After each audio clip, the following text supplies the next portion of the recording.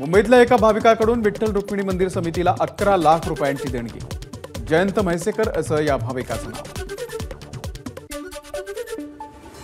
महेश नवमीच्या निमित्तानं अमरावतीमध्ये शोभायात्रेचं आयोजन। हजारो माहेश्वरी समाज बांधव आणि भगिनींचा यात्रेमध्ये सहभाग। कोल्हापूरचं ग्रामदैवत कपिलेश्वर मंदिरामध्ये चोरी। मंदिरातील मारुतीच्या मूर्तीवरील चांदीचा मुखवटा, शिवलिंगावरचं तांब्याचे अभिषेक पात्र आणि पूजेचं सर्व साहित्य चोरीला। कोल्हापूरची अंबाबाई, तुळजापूरची तुळजाभवानी आणि माहूरची रेणुका माता या 3 शक्तिपीठांना जोडणारा महामार्ग वादाच्या भोवऱ्यात। कोल्हापूरसह 12 जिल्ह्यांमध्ये शेतकऱ्यांचा या महामार्गासाठी जमिनी देण्यास विरोध। शक्तिपीठ महामार्गाला विरोध म्हणून 18 जूनला महामोर्चा काढला जाणार। या महामार्गामुळे शेतकऱ्यांमध्ये जमिनी राहणार नाही, त्यामुळे अनेक मार्ग असताना या महामार्गाची गरज काय, शाहू महाराजांचा सवाल। तुळजापूरमध्ये सिंहासन दानपेटी घोटाळा प्रकरणामध्ये हिंदू जनजागृती समिती आक्रमक। तुळजाभवानीच्या मुख्य प्रवेशद्वाराच्या जवळ केलं घंटानाद आंदोलन। संच मान्यतेचा शासन निर्णय, शिक्षकांना करावी लागणारी अशैक्षणिक कामं आणि गणवेश सक्तीच्या विरोधामध्ये प्राथमिक शिक्षक समितीचं वर्ध्यामध्ये धरणे आंदोलन। जिल्हा परिषद कार्यालयाच्या समोर शिक्षकांचा ठिय्या। परभणीच्या जिंतूर तालुक्यामधील मुसळधार पाऊस, बामणी जिंतूर रस्ता काही काळ बंद। जीव धोक्यामध्ये टाकत दुचाकीस्वारांचा प्रवास। हिंगोलीच्या ढगफुटी सदृश्य पावसामुळे जिल्ह्यातील ओढ्यांना पूर। जिंतूर औढा नागनाथ ही वाहतूक ठप्प। वाशिमच्या मंगरुळपीर तालुक्यातील गिंभा मोहरी परिसरामध्ये मुसळधार पाऊस। शेतातील सुपीक माती वाहून गेल्यानं शेतामध्ये पेरणी कशी करावी, शेतकऱ्यांच्या समोर प्रश्न। नंदुरबारच्या शहादा तालुक्यातील कहाटूळ शिवारामध्ये मुसळधार पाऊस। पावसामुळे पपई, केळी या पिकांचं नुकसान। एका तासाच्या पावसामुळे परभणीच्या जिंतूरमध्ये पाणीच पाणी। अनेक ओढ्यांना पूर, 20 ते 25 गावांचा संपर्क तुटला। नांदेड जिल्ह्यामधील काही भागामध्ये पावसाचं आगमन। अर्धापूर, मुदखेड यासह इतर तालुक्यांमध्ये दमदार पाऊस। नाशिकच्या कळवण तालुक्यामध्ये पावसाची जोरदार हजेरी। शेतामध्ये पाणी साचल्याचं चित्र, तर पावसामुळे खरीपाच्या पेरणीला येणार वेग।